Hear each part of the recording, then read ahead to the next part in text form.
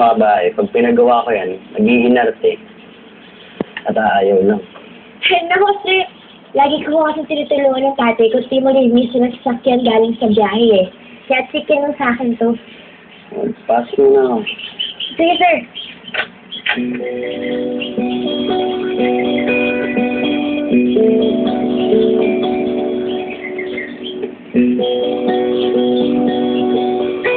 Hello po, sir. Ganda nga po.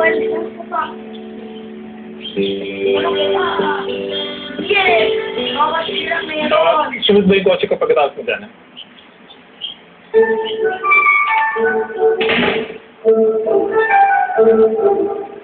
Dami! Are you going to the party? Oo naman, Dad. Ako pa. Gino, ikaw ang kaisa-isang apong lalaki ng lolo mo. At kahit gago ka at pasaway, naniniwala ka rin, natitino ka rin, at matatauhan. Now that you're 18, you have to man up, son.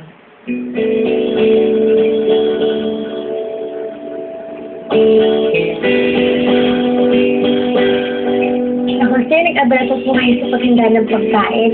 Salamat po, ah.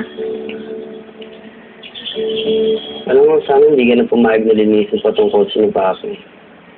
Kaya mo, pabayaran na lang kita. Ay, no, sir. Huwag na po niya. Kaya naman. Ang lang po yan. Idagdag din na lang po yan sa utang na loob ko sa inyo. Hindi. Hindi kasama sa usapan natin to, babayaran kita. Hindi na po talaga kailangan, sir. Pero ano siya? Okay na naman po. Hindi ka ba nahihiya? Yung ibang girls kasi sa eskwelahan, nahihiya sila sa akin pag nalaman kung tindera sila sa park. Eh, sir, malayan naman po ako sa mga babae dun sa school, eh. Mahirap pa naman po kami. At saka andun ako sa school na yan dahil naging scholar ako.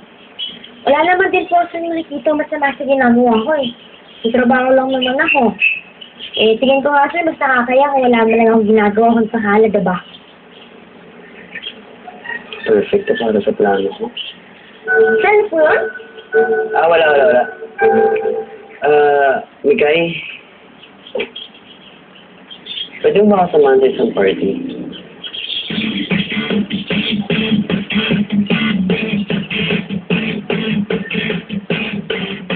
Hindi ako naniniwala na kaya ko maging group pa o maging hari po. Gusto ko na po bumitaw sa competition. Tanging paraan lang po para mailabas natin si Mang Dino itong makakapagpiyansa po tayo ng 40,000 pesos. May isang silang sa Pilipinas na makakatulong sa atin na magkasama. Ay, may pakalapit. Haringanan, handa na yun.